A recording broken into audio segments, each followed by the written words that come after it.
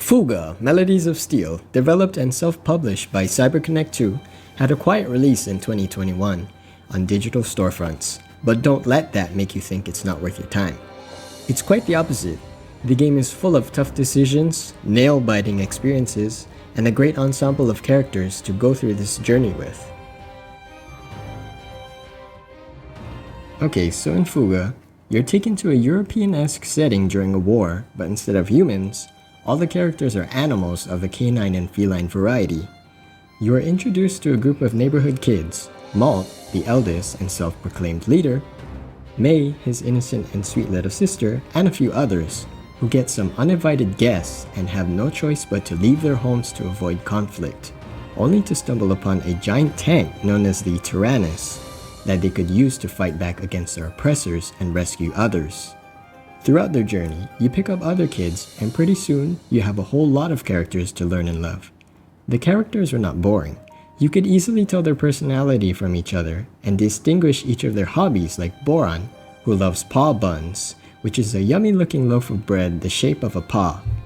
The story had a couple of surprises and emotional moments. I really felt bad for them to have been put in the middle of a war without their parents or any adults with more experience. So it made me extra careful as their lives were basically in my hands. Alright, so onto the gameplay. The battle system in this game is very fun, unique, and rewarding. It's a turn-based strategy RPG where you decide your next move based on your position in the timeline. You have up to 3 kids active during battle. Each of the kids have their weapon type, cannon, machine gun, and grenade launcher, and unique skills they can use. Personally, I would rely on sucks to blind the enemy to avoid some of the heavy hits that a lot of the enemies dish out. I mentioned the weapon type that each have their own pros and cons. Cannons have the highest power but low accuracy. Machine guns are the opposite of that, and grenade launchers are balanced between the 3. To compensate the machine gun's lower attack, these kids have skills that can lower enemies' armor rank. So even if you rely heavily on cannon users, they still won't do much if the enemy has a level 5 armor.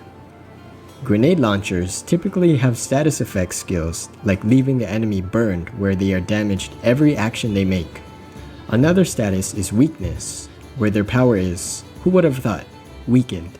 Now, you want to keep switching between characters depending on the enemy lineup. Each enemy has a weakness, indicated by color-coded delay markers, and if you hit them with a corresponding gun, a marker is depleted. And once they're all out, you can delay their action and hopefully get a few more actions in. You are always switching out characters depending on the situation. Do you go for weaknesses to stop the enemy from making any actions, or destroy their armor, or hit them up with some status effects?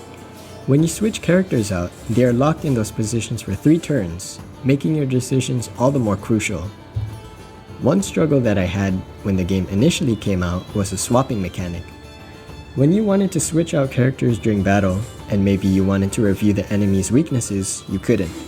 And if you already switched out characters around and forgot their original positions, well, you either had to switch them around and hope you get lucky or remember where they were, or stick with whatever placement you got. This became an issue, especially after switching out characters that I didn't need and being stuck with them for a while. If you update your game to the latest version, you won't run into this small issue.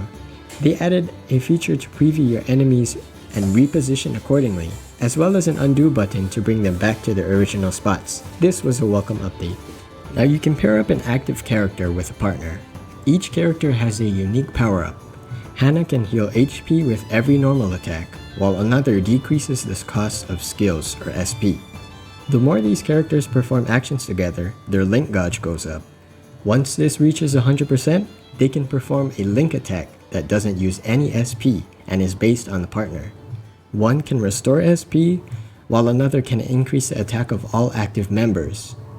Now you want to make sure your HP never goes below 50%, as the kids can get fearful or injured. If they are hit while injured, they may be knocked out and become unable to perform any more actions until they rest in intermissions, which are far and few. So you want to stock up on energy and healing items bartered in town. Another small issue is also on the swap screen. Now the 3 active characters have their skills displayed, Sometimes I still can't recall what each skill does. It would be nice to see the description of each skill, maybe a button to open up a new window to review the highlighted character skills in more detail. I had once brought out a character thinking they could relieve someone who was inflicted with a fear status effect, which halves their accuracy, but instead it was to heal HP. This is probably just me though. You shouldn't just throw yourself into a fight without first knowing what each character can do.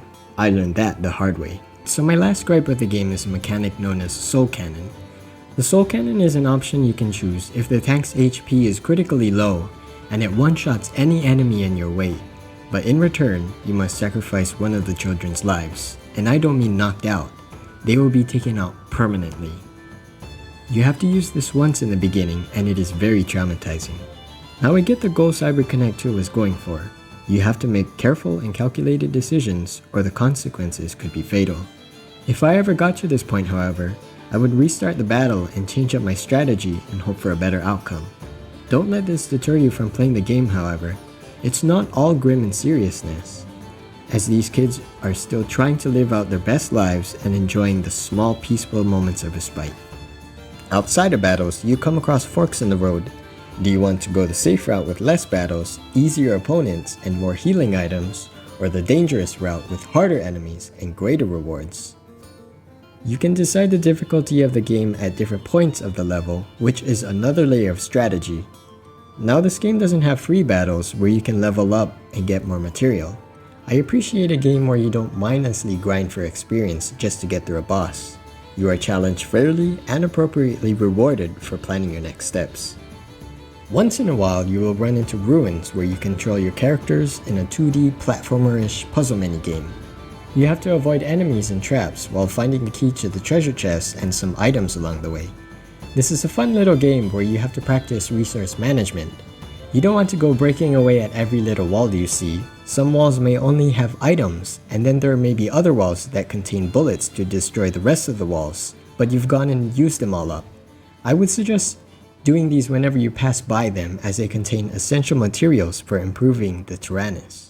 Alright, so you have to be mindful of your actions. You can't always use attack or use the strongest skill because you will run out of energy fast and there's a limited amount of restore options.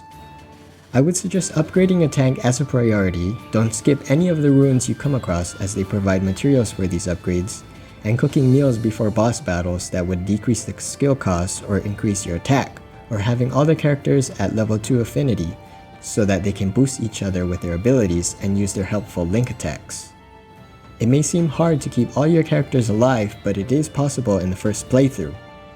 If not, you will be pleased to hear that a New Game Plus is available where you can carry over your tank stats, which makes the battle a little bit more easier but not always a pushover. FUGA will take around 20 hours to beat, and that's just the first playthrough.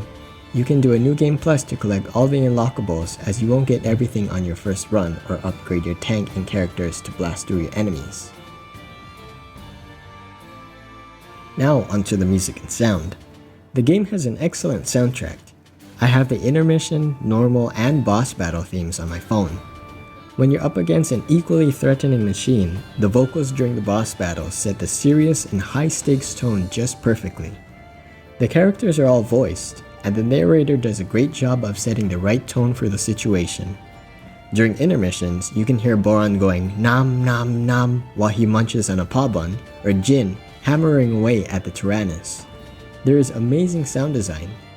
My favorite, other than when you blow up an enemy tank that's been a pain in the rear, is after delaying an enemy, which is really satisfying and relieving to hear when you've barely got any HP and need a little breathing space to heal up.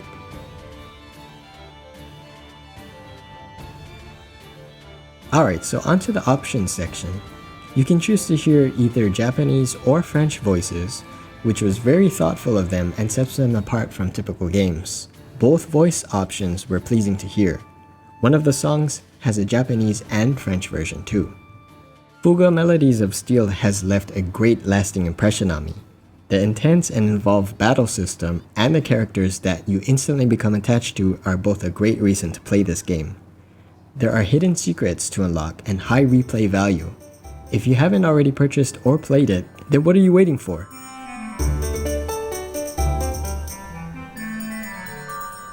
行こう。